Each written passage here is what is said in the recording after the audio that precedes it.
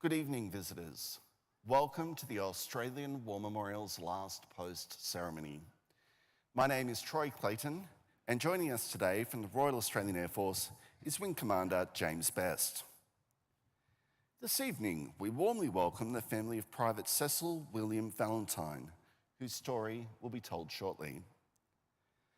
We welcome the veterans who have served, those that are still serving, and the families that love and support them. The live stream of this ceremony is made possible by the Return and Services League of Australia and the RSL and Services Club Association.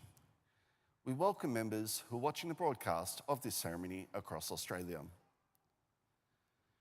During this evening's ceremony, wreaths will be laid at the base of the Pool of Reflection by family and visitors to the memorial. If you're able, please stand and join in singing the National Anthem.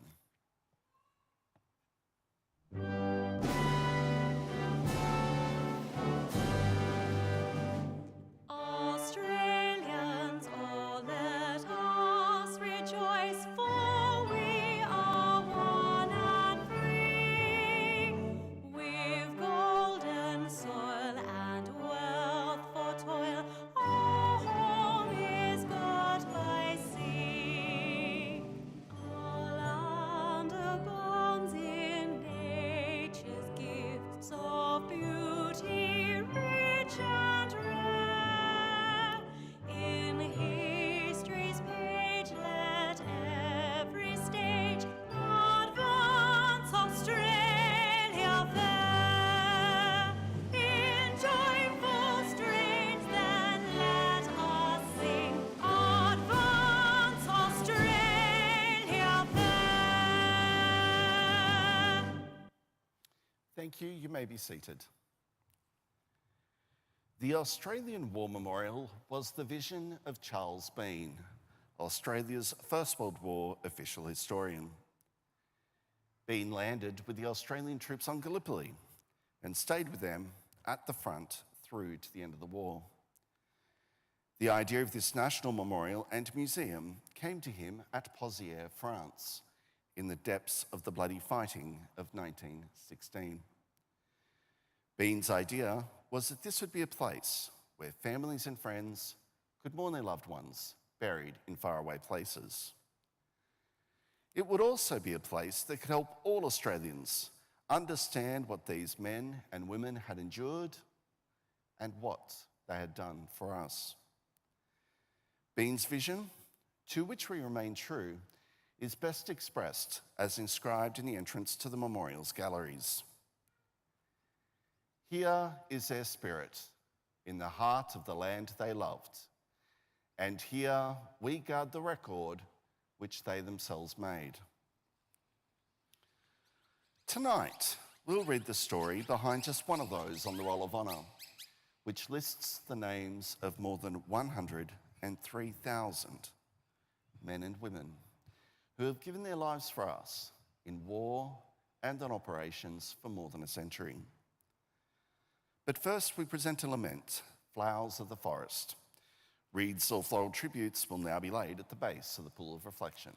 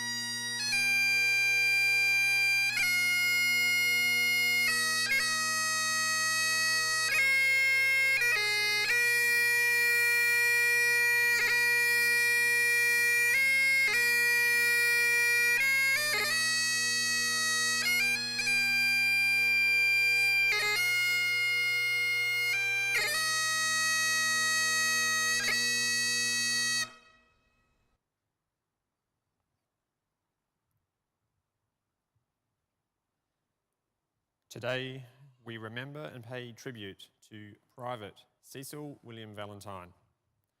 Cecil Valentine was born in the Sydney suburb of Redfern on the 12th of June 1916.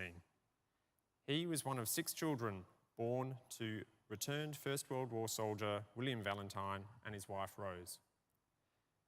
Little is known of Cecil's childhood. After completing his schooling, he found work as a market gardener and remained living at 105 Atkinson Street in Liverpool with his family. Cecil Valentine enlisted in the Australian Army on the 24th of May 1940, 7 months after his younger brother, Sydney, joined the 2/4th Battalion as a private. Valentine was initially posted to the 1st Battalion for training, before being taken on strength of the 220th Battalion on the 5th of August 1940. After a period of initial training and a week of pre-embarkation leave over Christmas, Valentine left Australia on the 3rd of February 1941. Cecil Valentine arrived in Singapore on the 18th of February 1941, and with the rest of his battalion moved to the southwest Malaya to train for service under tropical conditions. After several months operating around Port Dickson, the battalion moved to the port of Mersing on the east coast at the end of August. Mersing had been identified by Army Command as a potential landing place for an enemy force. With war with Japan increasingly likely, the 220th spent much of their time preparing defensive positions around the port. During this period, Valentine was admitted to the Australian dressing station at Mersing with an unspecified illness. He remained in hospital for a week and was discharged back to his unit on the 6th of October 1941. He also spent 4 days detached to Singapore to carry out additional duties in mid-November. The 220th Battalion stood to arms on the night of the 6th of December 1941, but over a month would pass before the first of its men saw action. Throughout January 1942, the battalion's positions around Mersing were heavily bombed and engagements with Japanese troops were frequent. The battalion withdrew from Mersing at the end of January, arriving in Singapore to take up a position on the northern flank of the island's west coast. The battalion was required to cover a wide area of the coastline, and its platoons and sections were forced to disperse to defend their allocated positions. The Japanese launched their invasion of Singapore on the night of the 8th of February 1942. Spread out and often isolated, the 220th Battalion was readily infiltrated. Although the Australians were initially able to inflict heavy casualties on the invading Japanese, they were soon forced to withdraw to a defensive perimeter along Lim Chu Kang Road. As the battalion attempted to regroup following the confused and bitter fighting, Private Cecil William Valentine was one of the men reported as missing in action. With the final defeat of the Allied forces on the 15th of February and the imprisonment of around 80,000 British, Indian, Australian and local soldiers as prisoners of war, it was initially hoped that Valentine was among the captured. For Cecil's worried family back home, the concern was intensified as Cecil's brother, Sydney, had been captured by the Germans on Greece in June 1941. It was being held as a prisoner of war at Stalag 18 in Germany. He was ultimately released to the United Kingdom in May 1945 and eventually made his way safely home to his family.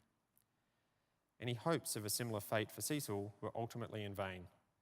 In April 1946, following the end of the war against Japan and the repatriation of Australian prisoners of war, Cecil Valentine was officially reported as dead, having been killed during the fighting on Singapore on the 9th of February 1942.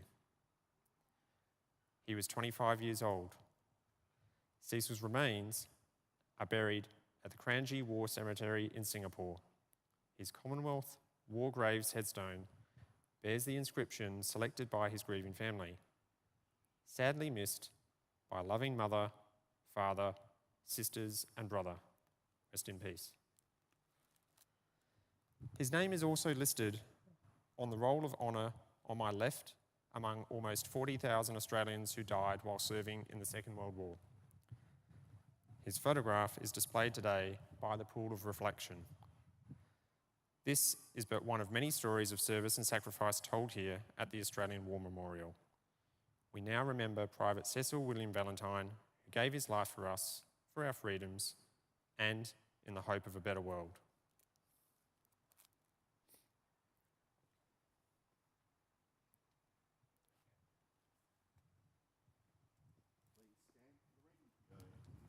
Of the last post.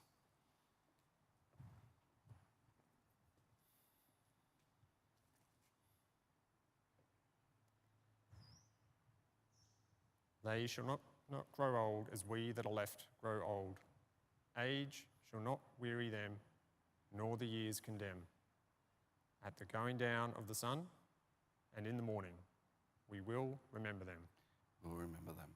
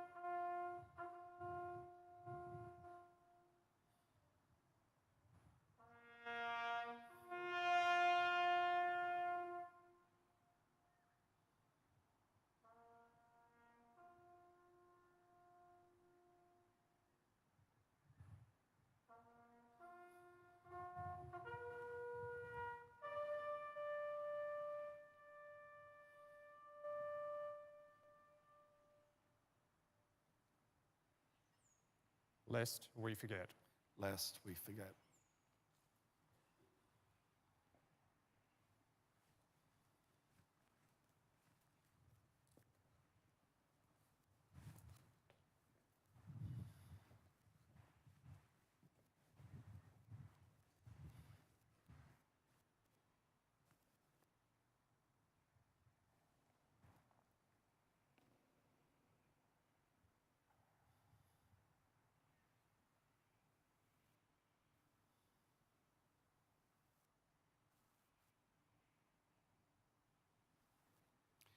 We leave you this evening with the words of the memorial's founder, Charles Bain.